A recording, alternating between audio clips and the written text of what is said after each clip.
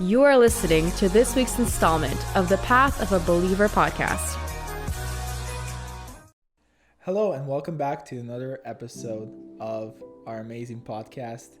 I don't even want to say it's amazing because I just feel like it's just more than that. Just spending time here with friends and just being able to talk to one another.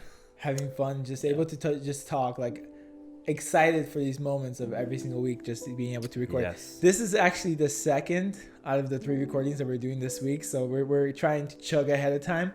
But Definitely. guys, if you guys have not been watching the podcast, up here, right here, Daniel, where is it? Up here, you guys. Now, if you guys do not know who I am, I'm Vasily, or Vasa if you're Russian.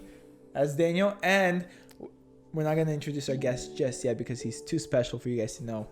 But our podcast can be found anywhere on Apple Music, Apple Podcasts, Spotify, Google. Yeah, we just got a notification Podcasts. yesterday. Google Podcast has accepted your podcast on their thing. I've never listened to a Google Podcast, so I'm excited to all hear y'all Android fans, you got it right there.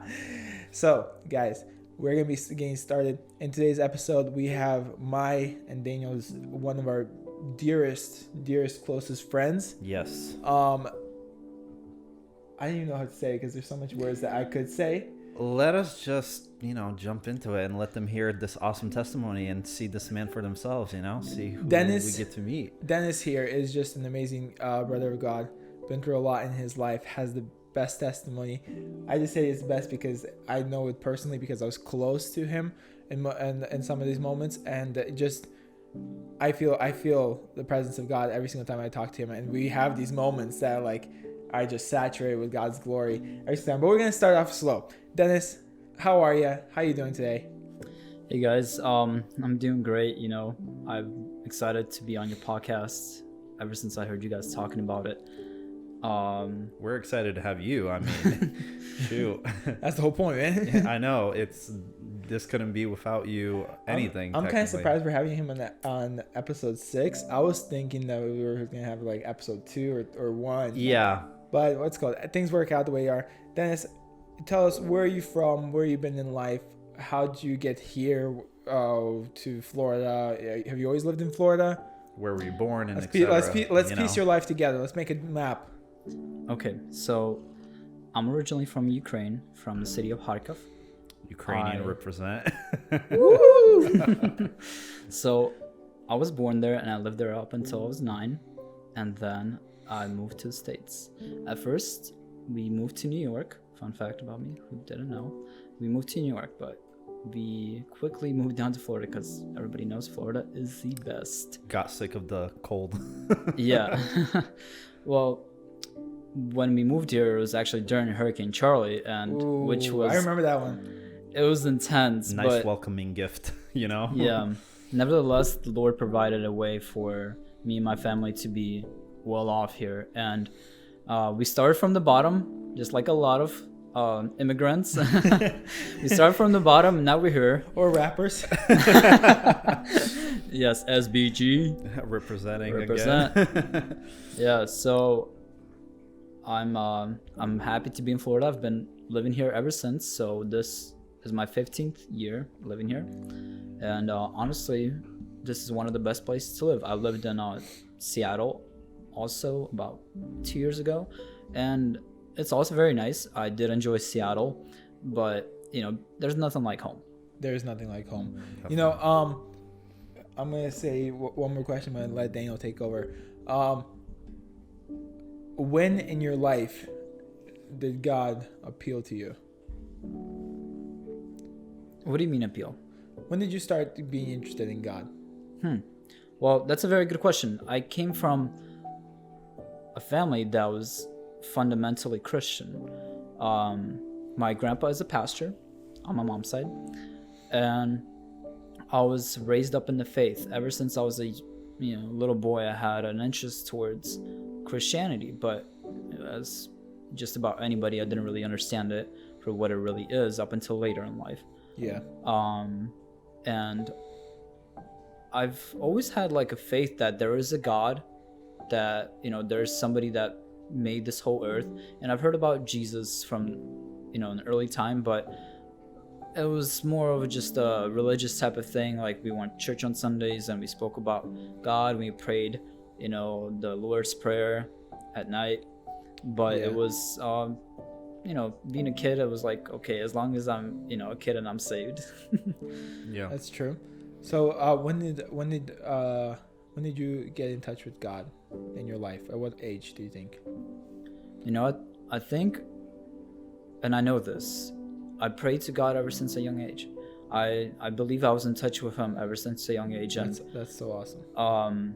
My mom actually could not have kids for 2 years. Wow. And she prayed Anna's prayer, and she said, God, if you give me a son, I will devote him to you. And so God gave her me. Well, and we've seen the fruits of that prayer, I think, a lot of them. Yes, and so have I. And I'm very humbled and very blessed, because it's a reminder that I was put on this earth for a purpose, and not just to live life as I please, but I was a gift and I came with a purpose, and somebody prayed their way through for me. And I seen how I was a blessing to my mom in her hard times, because I was the only person she had her by her side. Yeah. So yeah, it's so good to have those type of people in your life that kind of just pray through for you to get into that. I was sharing, like, in my testimony, how my grandma and basically people around me that knew my situation prayed for me when I went away from the Lord. And I believe those prayers, the Lord heard them and he answered upon them. Like Timothy's prayers. Yes, like Timothy's mom's and grandma's prayers. How Apostle Paul says that your grandmother and your mother was praying, and these prayers have been heard. Definitely.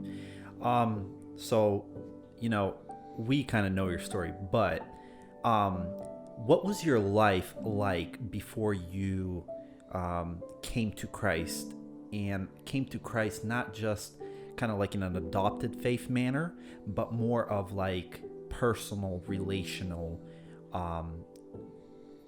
stance with him? What was your life like back then? Honestly, it's very hard to put in a few words, as both of you know. We have a whole hour. We have a whole hour.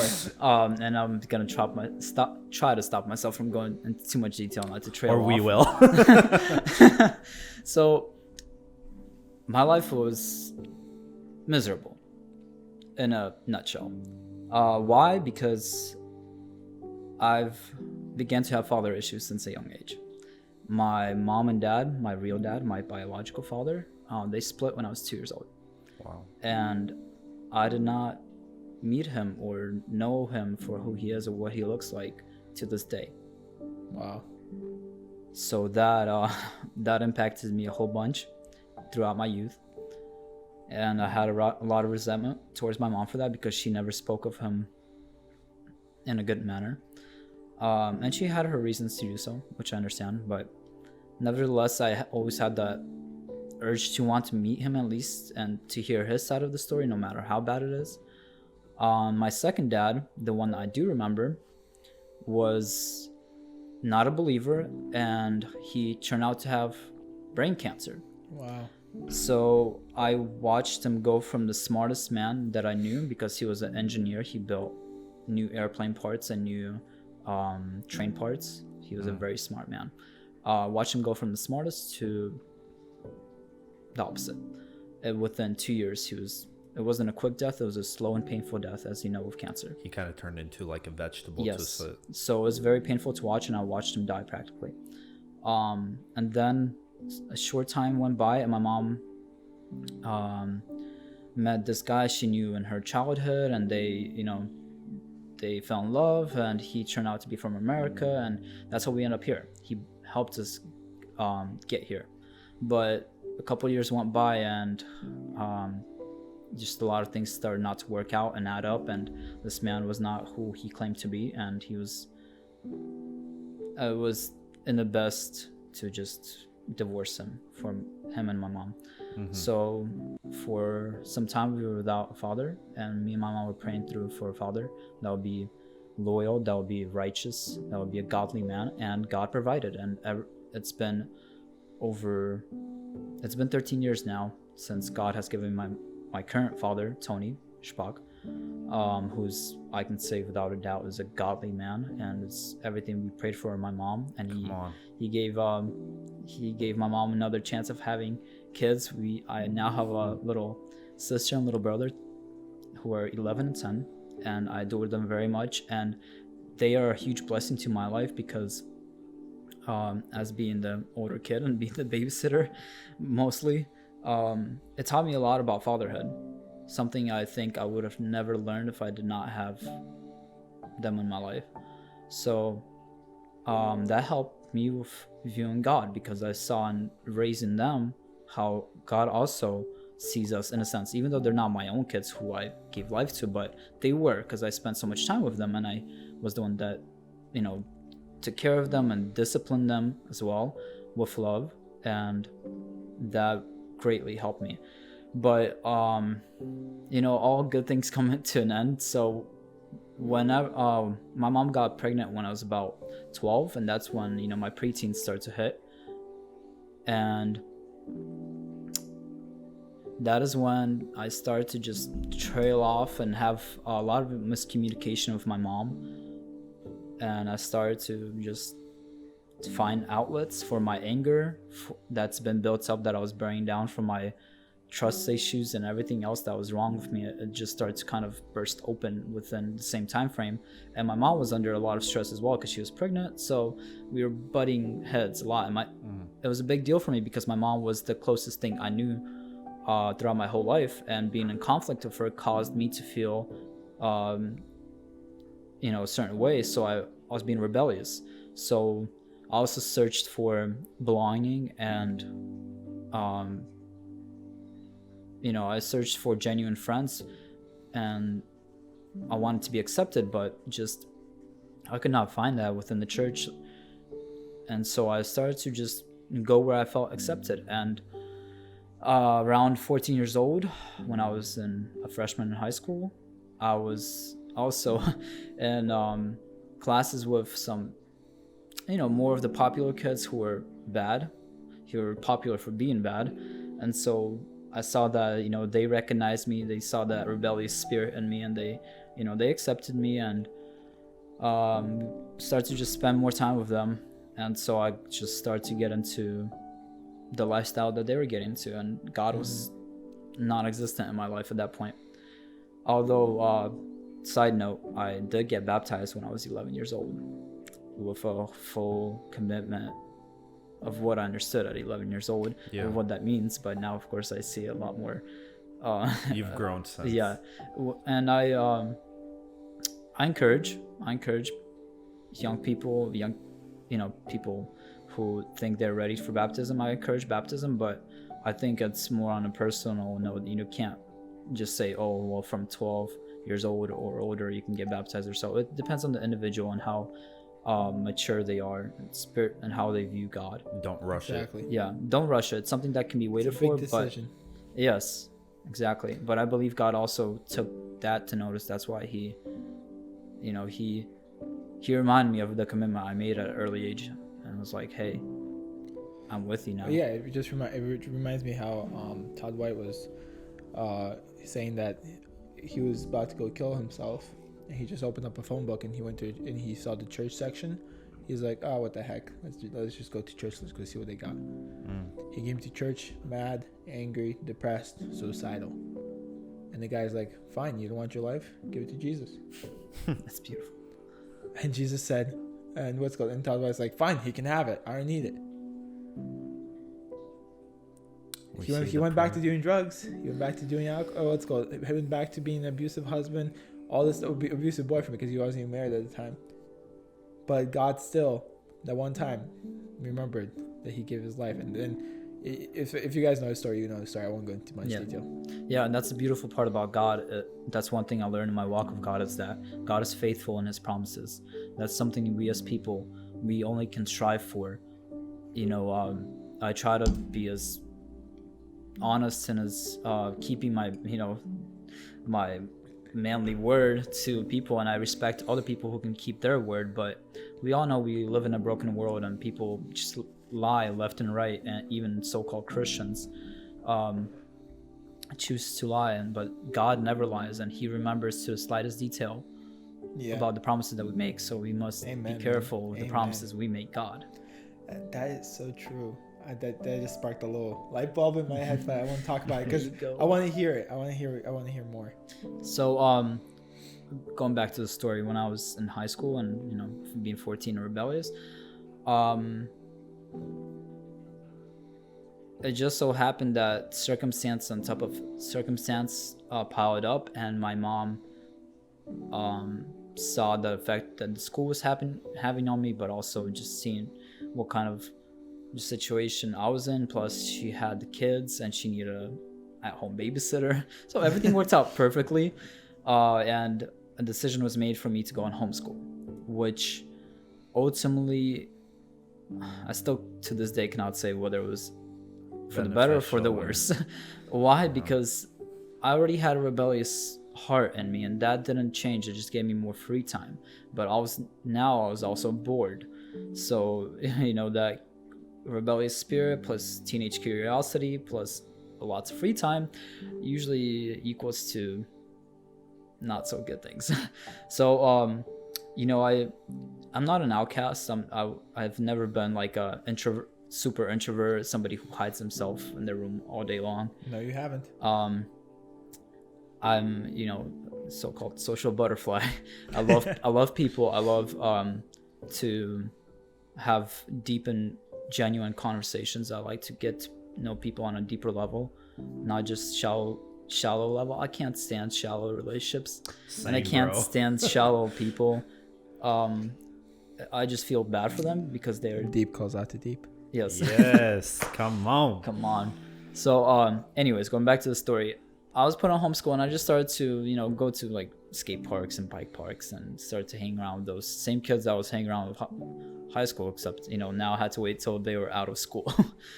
And before I knew it, I was just influenced. It was as if a veil or a blindfold was put on me to my moral compass.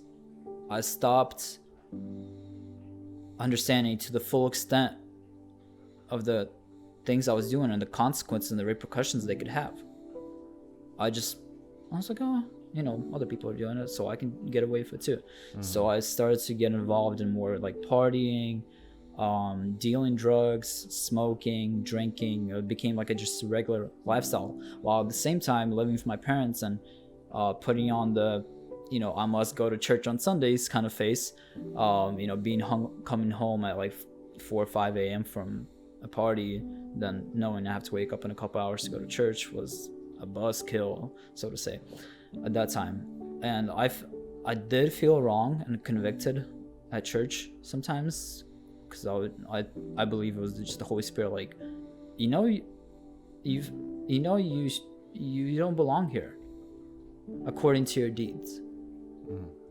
But that this is the place that you need the most right now.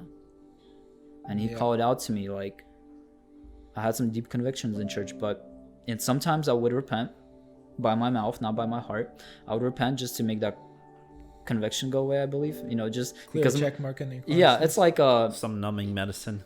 As if my conscience was like being woken up, and like it woke up, and I'm like, okay, what can I do to make it go back to sleep, so to say. So anyways, and sometimes I did like just get fed up with my lifestyle, because like living that kind of lifestyle, hanging around the wrong people, being at the wrong places at the wrong time will get you in some bad situations. Oh yeah. I've came close to death a couple of times. I've seen people coming close to death a couple of times over very stupid things. I've seen a lot of greed, and that honestly inside me, it sickened me. And I also seen how God still was whispering to me, like, you don't belong in this kind of lifestyle. Like, it was the biggest kind of how would I say this? So I would come into these broken homes. I mean, just broken, dirty, filthy, smelly. Like crack houses. Yes, but they were still like family homes. I mean, like, there was a family, but it was such a broken family. Yeah. And I come to this, and I was just like I was only there for one reason, was just to party or like get high or pick up drugs or whatever it was. But I wasn't there to have a good time, like to like feel, be there for a long time. I usually try to get out of those places pretty fast. But then I would come back home. It was very different. It was very different. I would come back home, it was very clean. It smelled nice. The atmosphere was just so homey like. Yeah. And I was just like, what am I doing to myself? Prodigal son right there. Yeah, and like I would go through that like every day. I'm just like, what am I doing to myself? But I love my sin so much. I was neck deep in addiction to the point like where I would be smoking weed at like every half an hour. And I wouldn't get high. I would feel like a little itching in my lungs, but like I would not get high. And I smoked it because I was mentally addicted. Because you got to understand, once a lot of, especially weed is a hot topic right now, being legal and stuff. People don't realize like everything that's becoming legal right now is typically not good. Yeah. Like especially if weed, someone who's done it for a very long time and who's grew and dealt it and seen a lot of other people go down the same path, I would say it's a gateway drug. Why? Because it numbs you down. It numbs down your moral compass. Plus you get, like all good things, you get used to them pretty quick. Yep. That's why your tolerance starts building up, and you're like, well, I wonder what else is out there. And people who try weed are more likely to try other drugs than people who never tried weed. Just let that sink in. Usually the next follows mushrooms, ecstasy or MDMA or Molly, acid, and other cocaine.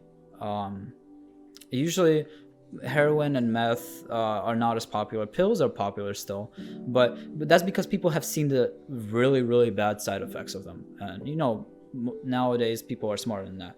But nevertheless, don't think you won't end up on those same drugs, because drugs affect people differently, and some people are more prone to doing uppers like meth. Well, meth is like the top. I've seen people starting off of prescription Adderall or Vyvanse or something they were prescribed by the doctor, but it was just not enough because, once again, tolerance.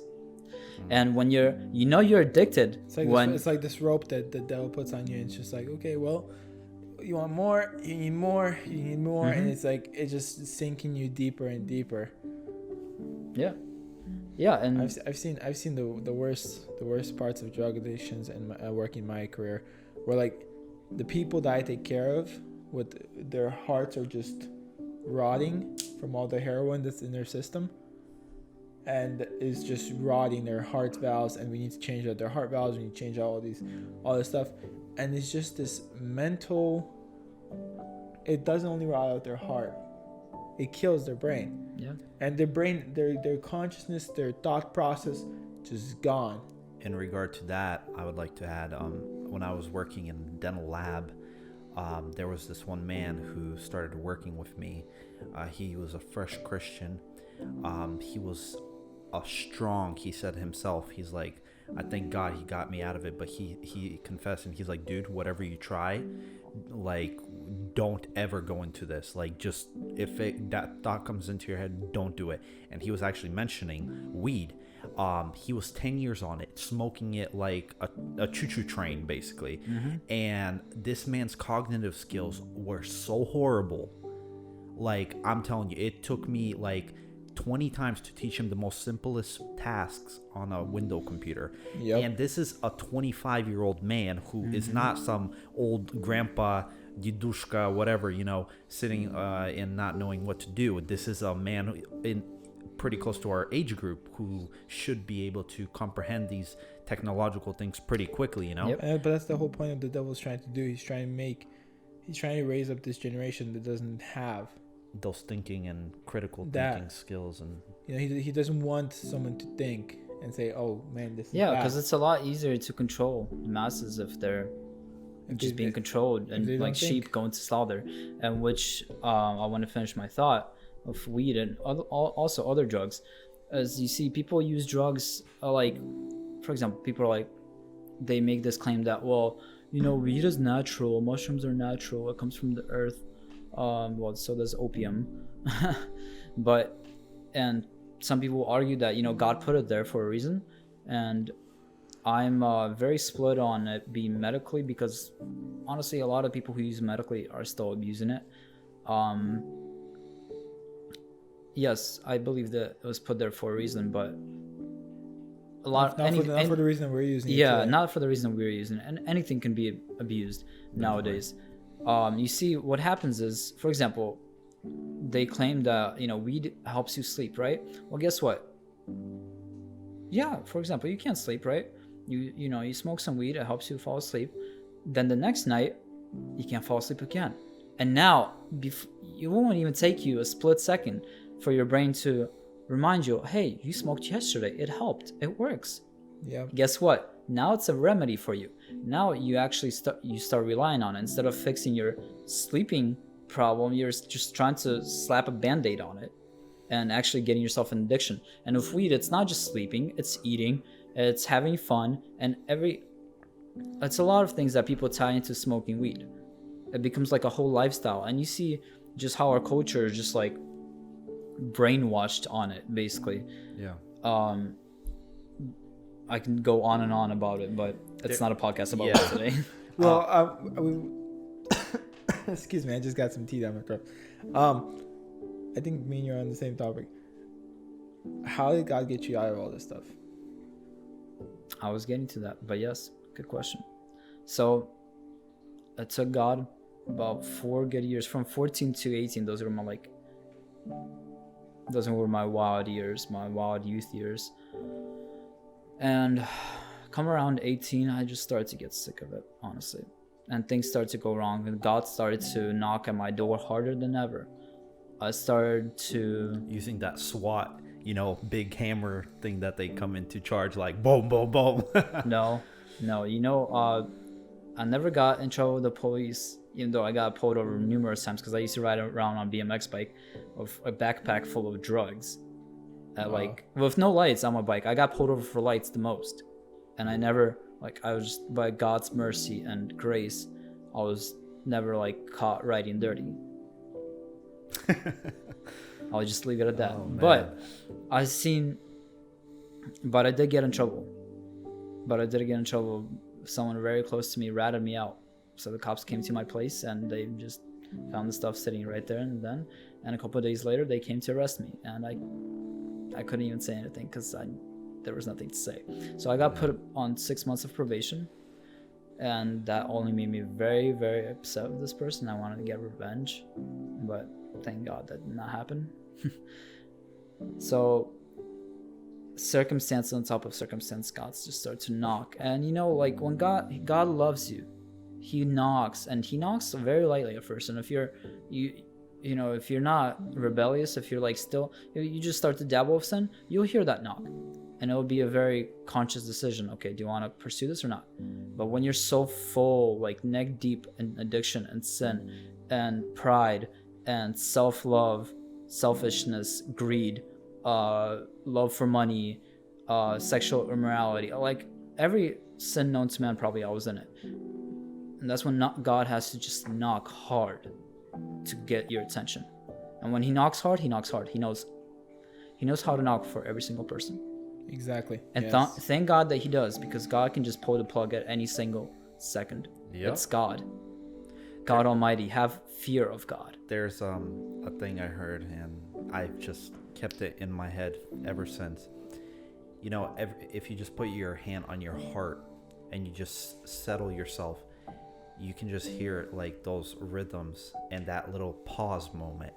And basically this man said that every time that little pause happened, it's like your heart asking God, should I keep on beating for this man? Wow. Yeah. Yeah, that's so good. Medically. We got two nurses here.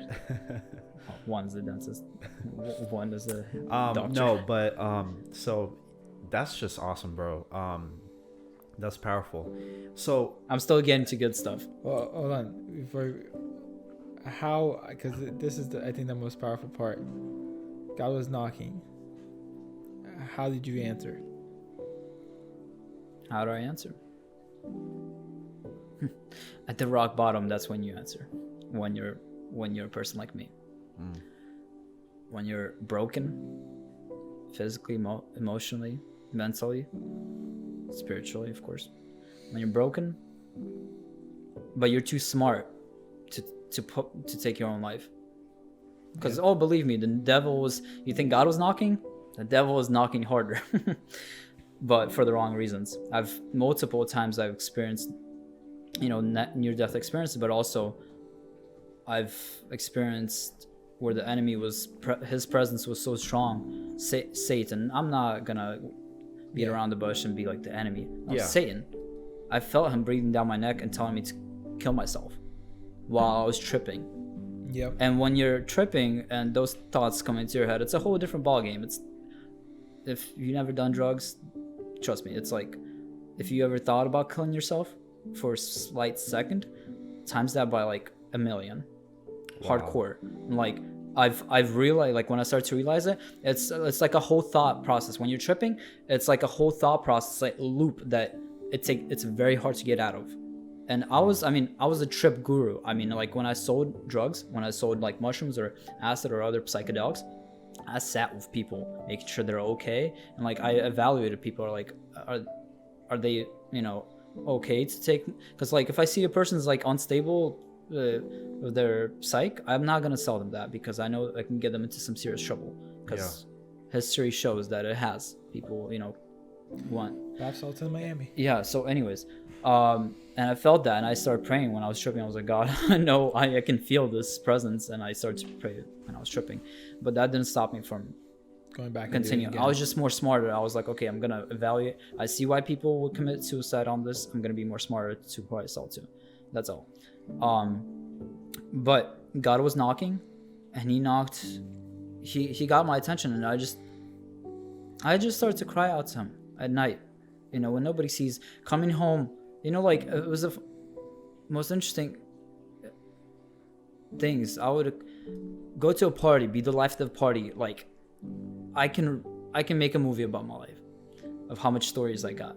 Can't we all? Like I.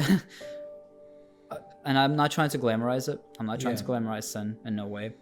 I'm just saying, like, I'm just trying to compare, like, how much of fun I was having, but then I'll come home and I feel so empty and broken. And, like, that void could never be filled if no matter how I try to fill it. And I try to fill it with many different things all at once, too. And I was still, like, I was just, like, I started to cry out to God. Honestly, I was like, God, I know you're there. I'm not going to deny the fact that you're not there, because I'm not an idiot. And plus, I'm like, God, just take me out of this place. Change my circumstance. I don't know how. I don't care. I just change my life around. And I literally prayed that, like, not once. I prayed it more than once. And God starts to show me through circumstance, like, hey, you're not like the other of your friends who are doing the same stuff, but they're like practically brain dead. You're not an idiot. You're a smart person. You speak multiple languages. You've went through hell and back already in your life of what you and your mom had to go through. A lot of people don't go through that in lifetime. Yep. And you went through that at a very early age, and you're still mentally stable. And God's like, but guess what? If you continue down this path, you only have so many options. It's like, one, you're either gonna die very early, you're either gonna be rotting in jail, prison, or best, you're gonna be living like those houses that you go over. You're gonna be some white trash, like, and that's not what I want for you. There's no other option. You're not gonna climb the ladder and become this big drug kingpin like you think you might be. No, that's not the option for you. I'm not gonna let that happen. And He made it very clear. So when I finally accepted that reality, that's when I started to kind of like, okay, God, well, I tried to stop by myself, but I can't. Plus, I started to see my friends turn on me. That helped me too. I know in some people's cases, they'll try to get out of the lifestyle, but it's the friends that hold them back. In my case, I was betrayed by every single friend to the last. And it hurt like hell. Because those were the same people we sold drugs with, stole with, did a lot of party with, and did a lot of things with. They were my bros. They were my brothers, so to say. But it's a fake brotherhood. Yeah. That's what I love about Christianity, is that true Christianity, it connects people, where it's like, it's not about any of that. It connects you on such a good level that when one person is falling, you get this need to call them. Definitely. Or lift them up. They need something. God's like, hey, text this to Dennis. Hey, text this to Daniel. Daniel, text me this to Vaisa. Mm-hmm. You know, it forms this relationship. Yeah, and you're on a spiritual level. Spirit. Like, get this, like I had some like crazy experiences on drugs, psychedelics, where we were like telepathically communicating, or so we thought. Like, we would look at each other and we were like, know what we were thinking, or so, when we were tripping, and we confirmed it too. We're like, were you thinking this just now? Oops. They're like, yeah. I was like, mind blowing, you know. But in spirit, it's the natural for us. We're like, we like, just yeah, get this. What do you mean? Like, yeah, we're like, we feel it on our heart. We're like, hey, something's wrong with Vasa. Da da da da. Hey, Vasa, are you okay, man? No, man, I'm actually not. Da da da. Like, we feel that this, because the spirit is like our internet, our like. It's the same it's the 10 thing. gigs per second. Definitely. Amen. So I'm getting to good stuff. Yes. So we had this Christian TV at our house. We had this, I'm sure half the Russians know what I'm talking about. We had like these Christian TV Russian channels, and on one of them, the SMBS, Jacksonville Slavic Missionary Bible School choir came on, and my mom was the first one to spot it. And I mean, I've seen them sing before, but I didn't pay attention to it. But I was like, oh, and they were advertising the Bible school, of course, as always. I was like, hey, there's this Bible school in Jacksonville. And Jacksonville, where we live, it's only like 4.5, 5 hours away. Yeah. So she's like, well, it's fairly close, and like, you know, I think it would be good for you, and it would be good for you to go there. And I haven't seen my mom being lit up about anything like this in a while. I'm like, okay. And I didn't really care much, because I didn't understand what type of Bible school it was. In my mind, I'm thinking Bible school, I sit behind a desk learning the Bible for 7 hours. You know, that's what I thought of it. Study. You need to memorize Bible. Yes. So, and I'm like, man, it's Russian. It's probably like super conservative, super like whatever. But I was like, hey, well, if you want to go, you have our blessing. We'll help you go there. I'm like, huh. My parents are pretty annoying right now, and they're sending me away to another city far away, where I'm not going to be by them. I'm like, this is the opportunity of a lifetime. Why not? And I'm like, maybe it will be good for a change too. It was an opportunity of a lifetime. It was. Oops. Stop hitting the mic. Just tap. Anyways. We're breaking the fourth dimension. Nice. Oh, man. So, There is freedom. But all right, so we did have to take a little break and just like that, but stuff happens. So we were talking about how you were just about to go to SMBS, and your mom said that they're gonna bless you, and continue on. yes. So, as I mentioned earlier, my mom, she saw this choir on TV. It was the SMBS choir, which is short for Slavic Missionary Bible School, which is located in Jacksonville, Florida. Basically, I had no idea what it was, but I was wanting to take the opportunity. And when I got there, at first it was very strange. It was very different, you know, being in a new church, being surrounded by all new people.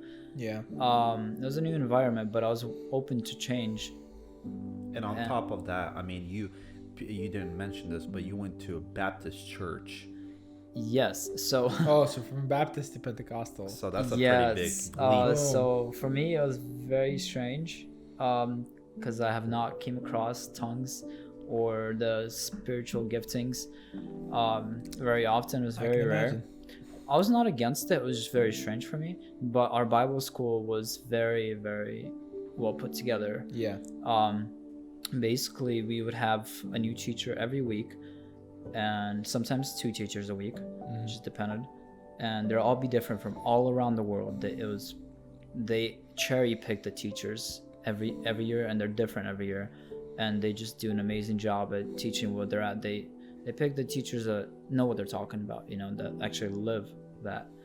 And so the teachers are great, but also just we would be behind the desk like I thought, but lecture kind of setting, but it was very personal. We were able to ask questions, and we would have breaks, so we'd get to talk to the teacher in between breaks, and we would share meals all together. They had this long hallway where we would set up for breakfast and lunch, and we would then clean after ourselves. We would have like a rotation of daily duties who would clean, so it made us a part of the church. We'd have to attend all the church events, and this Bible school was actually within the church facility, so it made you become one of the church as well, which was very awesome. But on top of that, we went and did different ministries. We wanted to do outreaches, homeless ministry, evangelism. I mean, it was just packed with different things. So you're coming in from a drug-infested lifestyle, a lifestyle of I want to kill myself, a lifestyle of devil is just oppressing you from every side, into a lifestyle of Jesus, Jesus, Jesus, Jesus, Jesus, Jesus, Jesus, Jesus, Jesus. Yeah. Yes. So to say. What did you do the day that you left to SMBS? I partied the night before. I was guessing that. I was guessing that. Wow. Okay, so you went to SMBS with I didn't have a heart to change. The idea in mind of like, I'm not changing. I'm just going there just to get off my parents' back for a little bit. I'm gonna be far away from my parents. I'm a teenager. I'm a rebel. This is gonna be a nice vacation. Really, honestly, that's what I thought. I thought I'm gonna find people that are like me, and we're just gonna get along and do whatever. Even though my mom warned me, like, hey, if you get kicked out of Bible school, you're not coming back home. Anyways, so yes, all around it was Jesus. Honestly, the people, that's another thing that was very different. The people I was surrounded with back at home were not like that.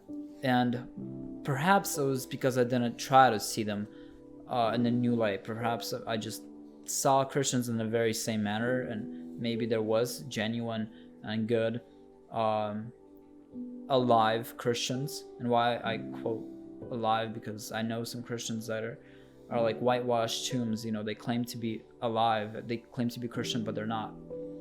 They don't live out Christianity, they just put a label on it, which is sad. Anyways, but these people were very genuine, and the administration was also just everything about this Bible school is very different from what I thought, and God started to rock my world through them. But also I started to just spend time with God alone a lot. People would go and like play kartoshka or like just do stuff when we had free time, but I would just go in the forest and I would pray. I just had this hunger for God. It reminds me of what was it, one of the preachers that not Reinhardt, but one of the preachers that are like Reinhardt, 4 hours a day his dad would go out in the field and pray, and then like 4 hours every single day he'd just be gone, and then like he'd be like, Dad, what are you praying for? And he'd be like, I'm praying for you. Wow. And it's just like for 4 hours every single day. But anyways, keep going. Sorry, that just reminded me. That's of okay. that. 4 hours, No like problem. the field, it was just like instant click. And for me, I love nature. Before my lifestyle, and honestly, that's another thing that was very hard to. The enemy, Satan, had such a stronghold built on me, because I used to sell weed, but I used to also grow it, and I was very successful at it.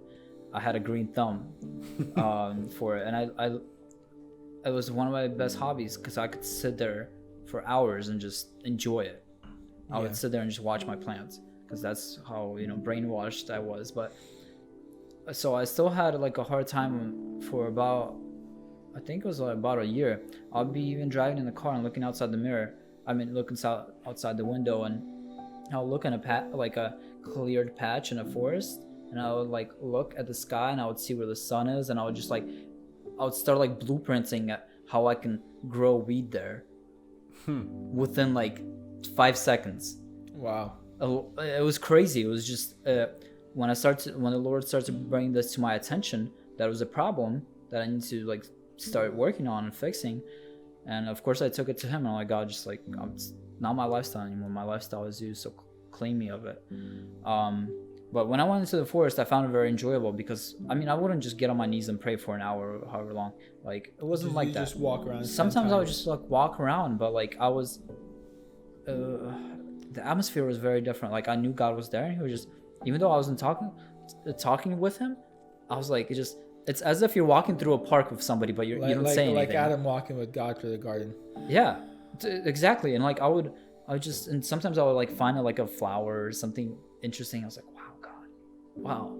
And I was just like, it would rock my world, and I would come back from the forest, and I would just like feel alive and ready to go back and learn some new stuff while others are like slumped after lunch, after like, you know, playing kartoshka or whatever they were doing.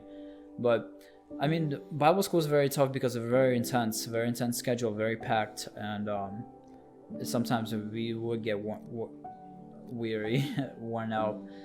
But I mean, I honestly don't regret it. But this was a missions-based school. Like their whole purpose was to go and send you on a mission.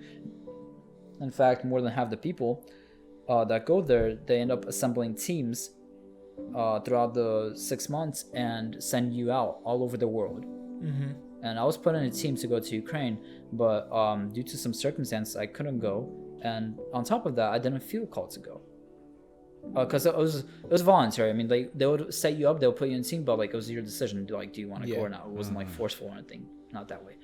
But like I felt like my calling was to back home, and I had a lot of anxiety and fear about that because I felt, I don't know, I just started to like think back at home and how my church is, and how the youth was and is. I was just like, they don't know God, at least not the same way I do. I'm like, at the time I was like thinking they're literally going to hell. That's what I thought, and it scared me. Like I felt, it's not that I felt better than them in any sense. You felt the responsibility. I felt the responsibility, yes. And I was like, I gotta bring them this good news, so to say. A father's heart.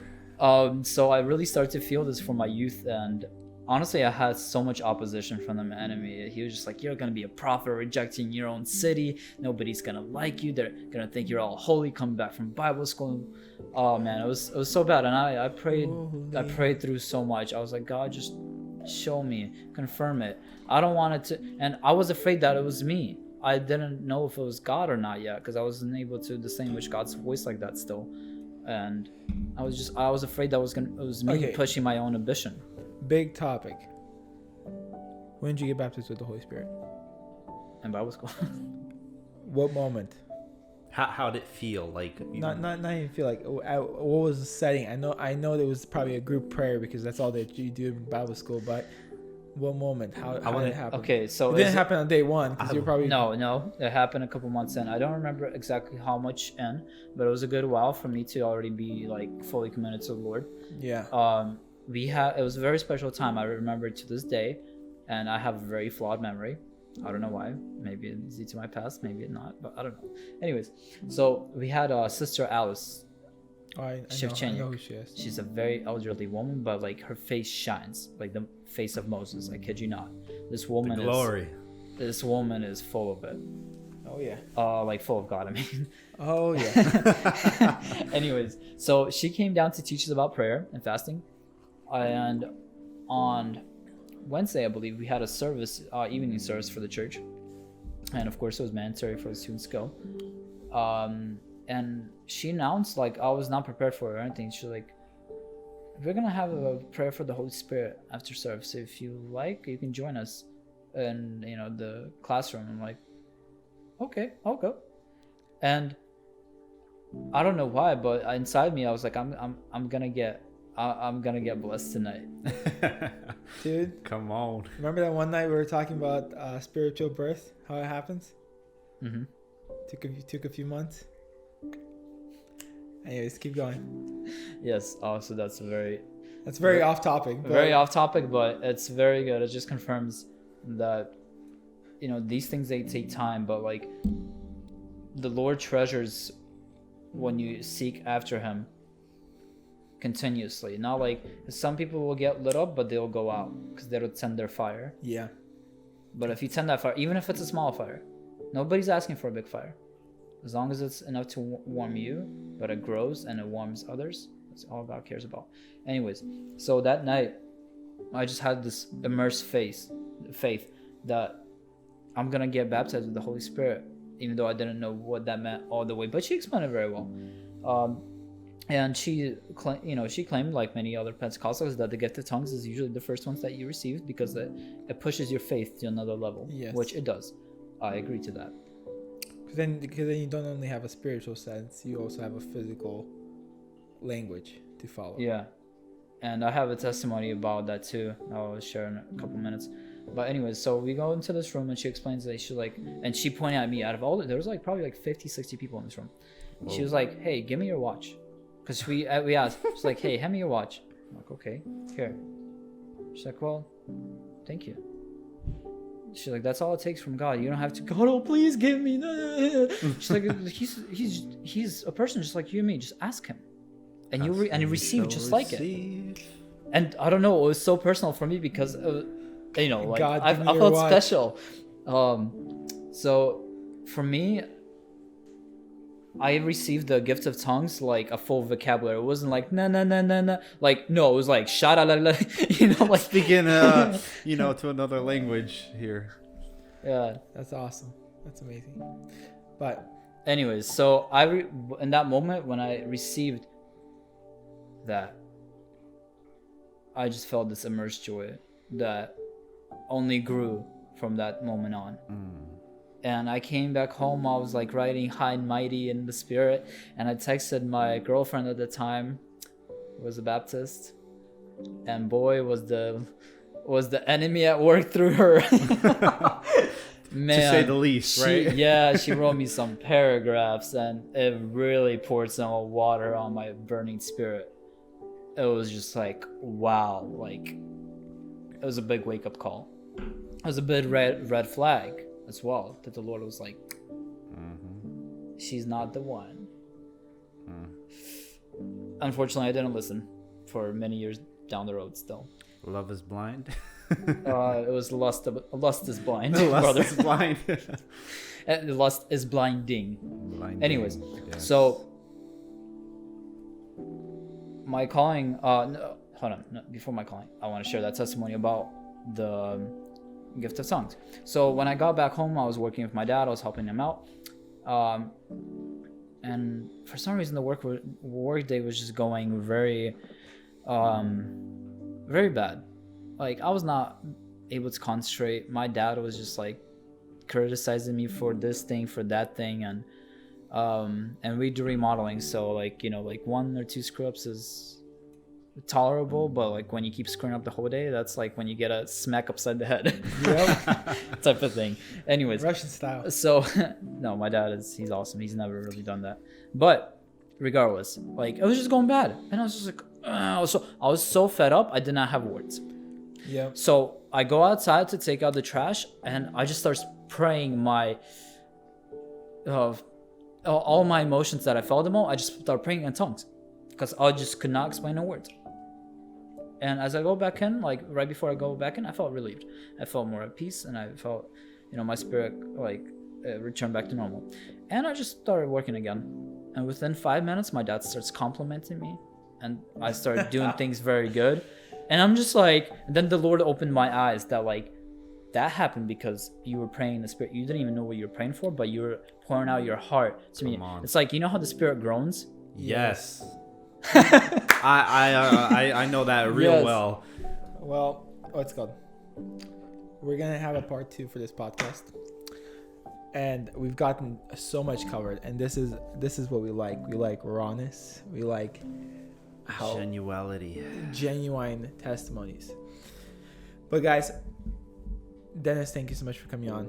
Yeah, bro. We're gonna have you again, of course, because why would we never? Lord willing.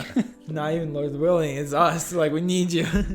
Yeah, it's but so good. God's working so much in your life, and God, like, I've seen it personally, and Daniel has seen it personally. Yep.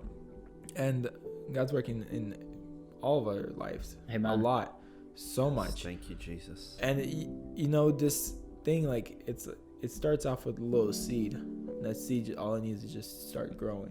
Yep. You just and nourish then that it seed daily. That grows, and all of a sudden, it's hard to realize what 100-fold means until you're standing on a stage with 3 million people. you know. But it's not about that. What it's about is having when you get off stage, when you have no people, when you're by yourself, and yet you still have God. That secret place. And yet you still have Jesus right next to you. Brother, you mentioned seed, and I just like this revelation, just like poof, on a whole different level of how the whole like Jesus talked about seed a lot in the Bible. We see seed, and just like in the spiritual, so is in physical. Think about it. Everything starts with a seed. We start with a seed. Plant starts with a seed. Seed. Then it becomes mature. It starts producing more seeds. Yep. And it's a replicate. Same thing with discipleship. That's one thing, because I also went to IDT, which is intensive discipleship training. You went to IDT? Yes, I didn't even the know first year. The first year they had it, I went to. I was supposed to go to the first year. I signed up and everything. If you were supposed to go, then I know. I signed up. I had my name on schedule. I was supposed to pay, and then God was like, "Brother, imagine if we were intertwined before." Anyways, so yes, seed, man. But we must focus that we must only sow the seed. We can't be watering that seed because, well, that's God's job. That's God's job, but God does it through people, I believe, too. God does it a lot through people, especially in my life. Since February, Dennis, it's just waterfalls. Praise God, I'm sure that Dennis, what's called, has Daniel and me, and I. You guys have. And Daniel has been me. Encouragements to me. Hey, the Holy Trinity, the triangle, man. Oh man. There's God might get in trouble for that. There's a reason why Don't God take said, it wrong, you guys. Yeah, guys. There's a reason why God sent people out in pairs. Yeah. But anyways, this is coming to a conclusion. We're almost past it. We just can't stop. We actually went past an hour now. You guys are amazing for watching. If you guys did get to this part, congratulations. Wait for part 2. If you guys did not, then you guys would not hear this. But you guys have a great day and a great evening. It is nighttime right now for us, so we're gonna go to sleep here soon. But from our hearts to yours, may God bless you, and may God start working in your life immensely. Amen. But it doesn't start without you getting into your secret place. Alrighty, have a good night. Peace out. Bye. Peace out.